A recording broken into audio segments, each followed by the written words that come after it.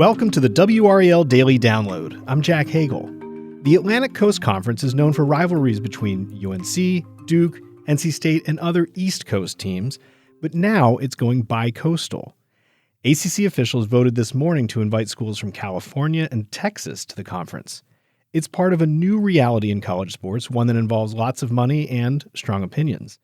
WRAL Sports Investigative reporter Brian Murphy broke the story this morning, and he joins us now to break it all down. Brian, welcome. Thanks for having me. The Atlantic Coast Conference now has a big presence near the Pacific Coast. What happened this morning? Well, the presidents voted to add Stanford, Cal, and SMU to the ACC, to the 15-team ACC, so now it's 18 teams. Stanford and Cal are in Northern California in the Bay Area. SMU is located in Dallas, Texas, not exactly what you think of when you think of the Atlantic Coast Conference or the ACC. But this move has been telegraphed for a long time. It's been several weeks in the making. In fact, the ACC talked to several other Pacific Coast or Pacific time zone teams before this. Many of them jumped to the Big 12. The Pac-12, which had been entirely comprised of teams up and down the West Coast, has imploded over the last year and a half, and its teams have been scattered to the wind, and Stanford and Cal were the last remaining teams there in the Pac-12 that had interest to other conferences. They're very good academic schools. Obviously, the ACC has several very good academic schools, and so they're a cultural fit, if not a geographic fit.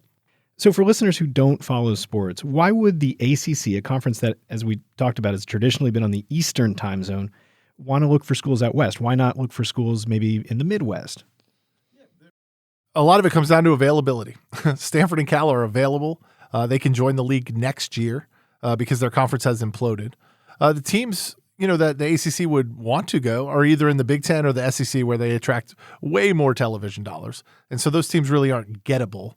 And then now you're looking at Texas, and I've heard this from many in North Carolina. Why not ECU? Why not Appalachian State? Why not Charlotte? They would fit great in the ACC, no doubt. Geographically, they would make perfect sense in the ACC, but this is a business about dollars.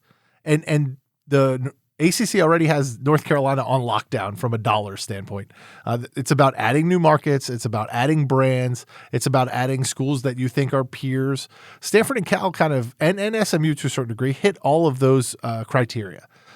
The fact that they're on the West Coast certainly is not convenient, but we've seen now the Big Ten stretches from Rutgers in New Jersey all the way to UCLA in California. The SEC, on the other hand, has done a good job. All of their states schools are in contiguous states. Now that those states stretch from South Carolina to Texas or Florida to Oklahoma, but they are all contiguous. Most leagues now, like the ACC, like the Big Ten, have a lot of flyover country in between their members. Now, you reported that there would be marginal gains from this deal. So why do it? Is this a survival move?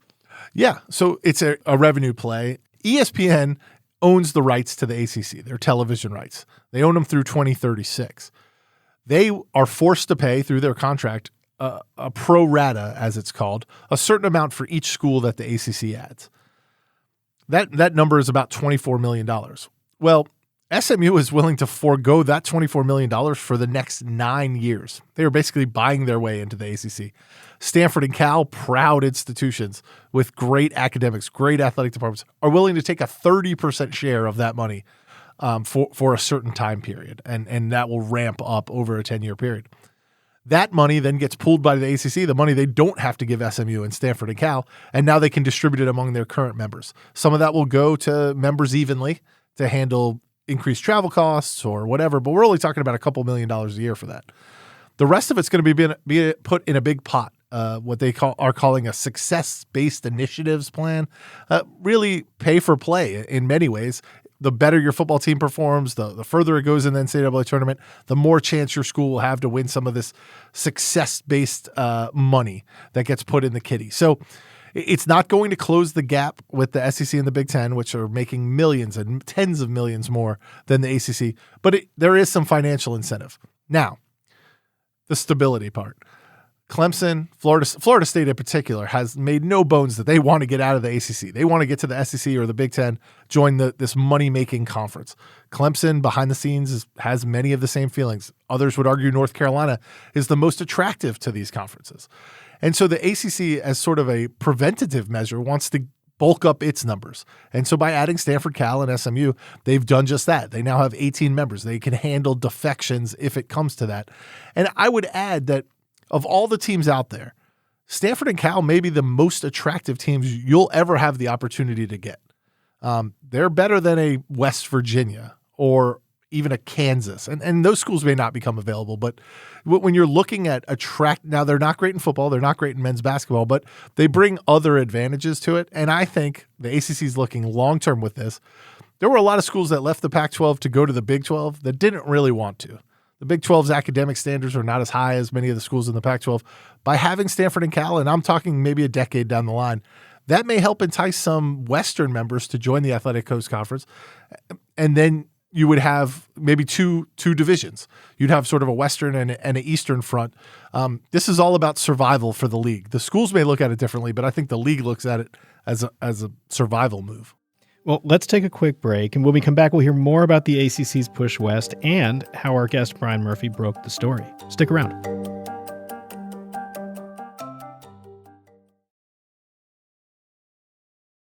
Welcome back to the WRAL Daily Download. We're talking with WRAL sports investigative reporter Brian Murphy about a big expansion move today by the Atlantic Coast Conference.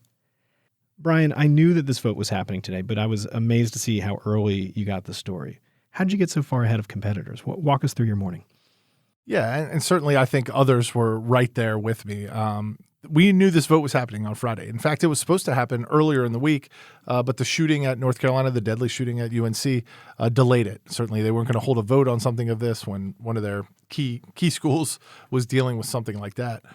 So we knew this vote was going to happen on Friday, and I woke up this morning pretty early, make sure I got a story ready, and thought by 8 o'clock it should start reaching out to sources about it.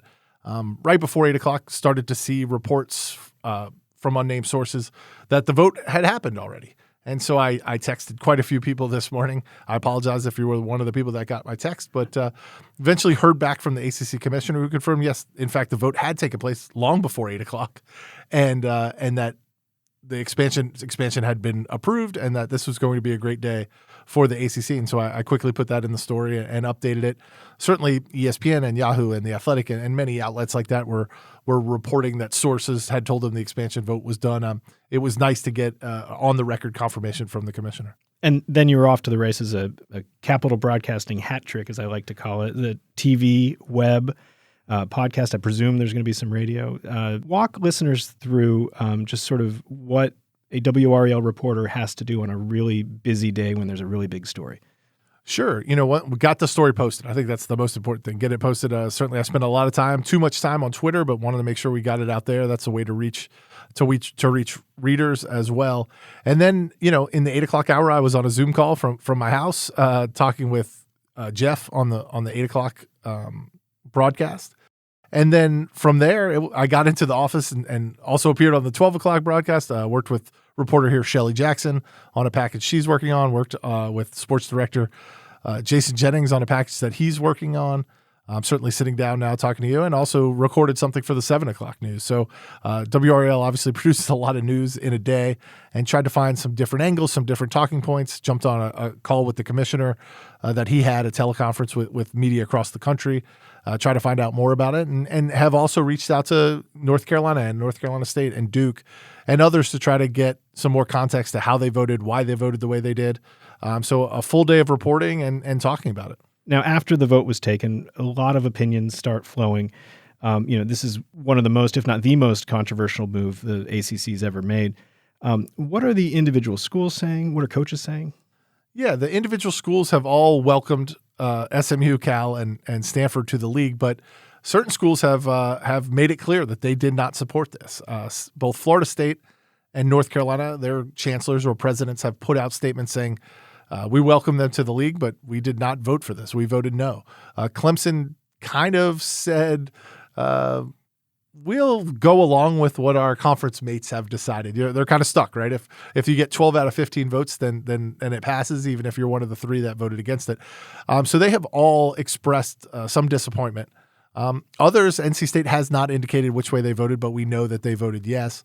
Their president said this is great for the national brand of NC State that's going to get them in front of audiences that maybe previously they would not be able to get in front of. So most of the schools obviously supported this, or else it wouldn't have passed.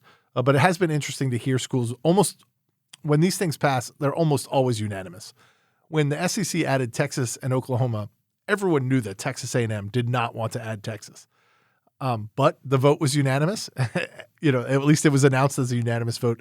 It's interesting that in the ACC, they don't really try to hide that dissension, and 3 people did vote against it. So on a practical level, what does this look like on the field? There's new competition, long travel, even some new sports for the conference. Yeah. So Stanford has 36 sports. Cal has 30 sports. Some of those the ACC doesn't sponsor, and so they'll continue to play water polo in whatever league they play water polo in because that's not an ACC sport. The travel is the big thing, and we asked the commissioner a lot of questions about travel, and he said for the teams going east to west, they're looking at one football trip a year, one football trip every other year, excuse me.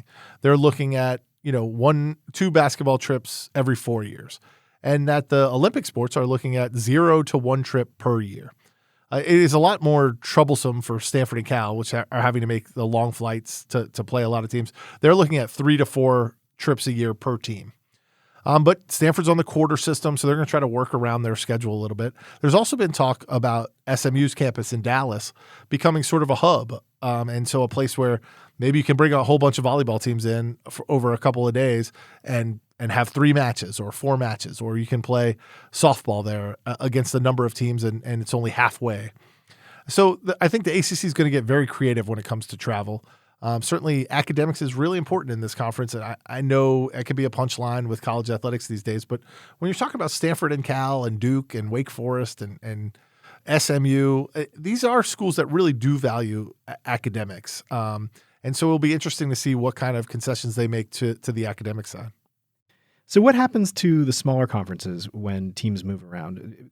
Conferences that aren't in the Big Five?